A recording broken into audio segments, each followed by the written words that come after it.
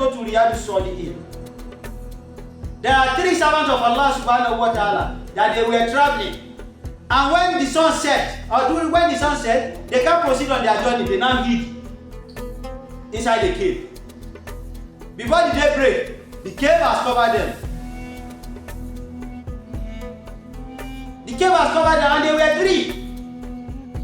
They now say, how will they get out of this place? Every one of them started mentioning the good thing they have done. Number 1 said, oh Allah, you know there was a lady that was supposed to have married, that I wanted to marry,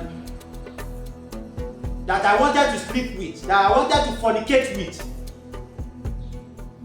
But she denied me.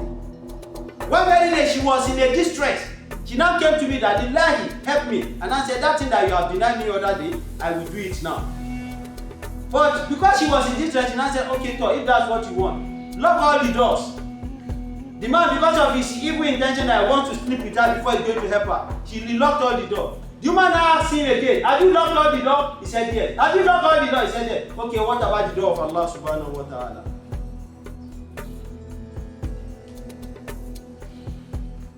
The man felt sober.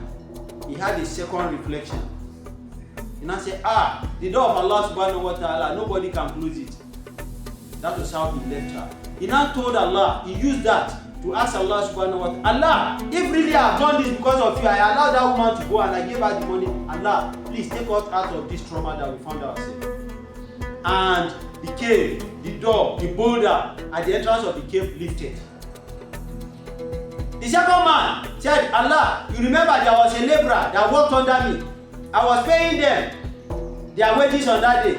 But he came work late. So I paid him according to the number of hours that he worked for. But he was expecting to be paid for 8 hours, for instance. So I paid him for 4 hours, half a day, because he spent 4 hours on the site. And he left. But Allah subhanahu wa ta'ala, I used that money to invest. I used it to buy animals. I started raising animals. So after so many years, this servant of Allah subhanahu wa ta'ala now came. He now came to ask for his money, maybe after a decade. And I told him, that was your money of yesterday. That has been the profit the money has made. And I gave him everything without taking an iota of animal inside. Oh Allah, if I have done this because of your fear, Allah, bring us out of this trauma. The boulder at the entrance of the cave got lifted, remaining the third person. The third person told Allah subhanahu wa ta'ala, Allah, if as you have said that if sincerely I have been following my parents the way I'm supposed to follow them, I've done this for them, I've done this for them, Allah subhanahu wa ta'ala let us come out of this place. That was how the boulder came, got elevated, and 3 of them they came out. So we should use what we have done, A'malu Salihat that we have done, to do. We should use it as what? As tawassul ilallah. We should not be using any sheikh, any malam, any mukaddam. Because you yourself, in level of spirituality, you might be more than them. But we don't have any parameter to measure it. Use your good work, use your sadaqah to do what? To ask from Allah subhanahu wa ta'ala direct. Even Kaaba, as I told us, you don't need to use Kaaba. You can only say the blessing on or around Kaaba. Kaaba is a brick wall now. Zamzam is a well. It was dug. Safa and Marwa, they are mountains that they used to climb in those days. Now it has been barricaded. You can't even, how can you be using ordinary rock to be asking Allah? Rock.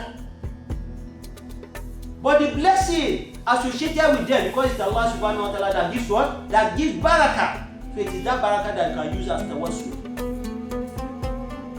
How do we get it right?